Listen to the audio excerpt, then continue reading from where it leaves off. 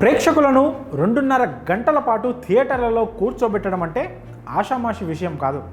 Star hero కథ అద్భుతంగా ఉన్నప్పటికీ ఆడియన్స్ను సీట్ ఎడ్జ్పై కూర్చోబెట్టే ఎలిమెంట్స్ ఉంటేనే సినిమాలు హిట్ అవుతాయి.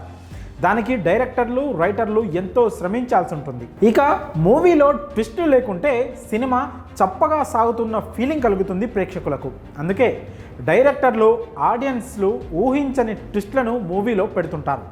అలాంటి ఓ ఊహించని ట్విస్ట్ దేవరా మూవీలో ఉన్నట్లు ఇండస్ట్రీ వర్గాల్లో గట్టిగా వినిపిస్తున్న టాక్. పోకిరి రేంజ్లో ఈ ట్విస్ట్ ఉండబోతున్నట్లు సమాచారం. Man of masses junior NTR నటిస్తున్న లేటెస్ట్ మూవీ దేవర గురించి ఇప్పటి వరకు తెలిసింది ఒక లెక్క, ఇప్పుడు చెప్పుకోబోయే మ్యాటర్ ఇంకో లెక్క. ట్రైలర్ విడుదల అయ్యాక లెక్కలన్నీ మారిపోయాయి. దేవరలో మన ఊహ కందని ఊచకోత ఉందని అర్థమవుతోంది. ఇక ఈ చిత్రంలో తారక్ డ్యూయల్ రోల్లో చేస్తున్నట్లు డైరెక్టర్ కొరటాల శివ చూపించాడు. తండ్రి పాత్రను రా అండ్ రస్టిక్గా, కొడుకు పాత్రను పిరికివాడిగా, భయస్థుడిగా చూపించాడు. కానీ ఇక్కడే అసలైన ట్విస్ట్ ఉన్నట్లు ఇండస్ట్రీ వర్గాల టాక్. ఆ ట్విస్ట్కు థియేటర్లలో ప్రేక్షకులకు దిమ్మ తిరిగిపోవడం ఖాయమట. ఇంతకీ ఆ ట్విస్ట్ ఏంటో తెలుసా?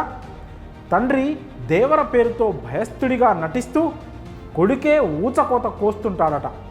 సినిమాలో రివీల్ అయ్యే ఈ ట్విస్ట్కు మైండ్ బ్లాంక్ అవుతుందట. ప్రస్తుతం ఈ న్యూస్ పరిశ్రమలో టాక్ ఆఫ్ ది టౌన్గా నిలిచింది. ఇదిలా ఉండగా కొడుకే దేవర అయితే ఇంతకీ దేవర ఉన్నాడా లేడా అనే కొత్త సందేహం అభిమానుల్లో రేకెత్తుతోంది. ఇందులో తారక్ డ్యూయల్ రోల్ చేయడం లేదా అంటూ మరికొందరు కూడా సోషల్ మీడియా వేదికగా ప్రశ్నిస్తున్నారు. మేకర్స్ కావాలనే ఈ సస్పెన్స్ను క్రియేట్ చేశారా అంటున్నారు అభిమానులు. ఇది అధికారికంగా తెలిసిన న్యూస్ కాకపోయినప్పటికీ పరిశ్రమ వర్గాల నుంచి అందుతున్న సమాచారం. తారక్ లాంటి స్టార్ హీరోల సినిమాల్లో ఇలాంటి బ్లాస్టింగ్ ట్విస్టులు ఉంటే ఫ్యాన్స్తో పాటు సగటు సినీ అభిమానులకు కూడా ఫుల్ కిక్కెక్కుతోంది. దేవరలో ఈ ట్విస్ట్ ఉంటే టాలీవుడ్లో పోకిరి తర్వాత మళ్ళీ అలాంటి ట్విస్ట్ ఇదే అవుతుందనడంలో ఎలాంటి సందేహం లేదు.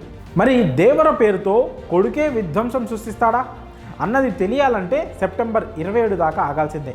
మరి నిజంగానే ఇలాంటి ట్విస్ట్ మూవీలో ఉంటే ఎలా ఉంటుందో మీ అభిప్రాయాలను కామెంట్స్ రూపంలో తెలియజేయండి.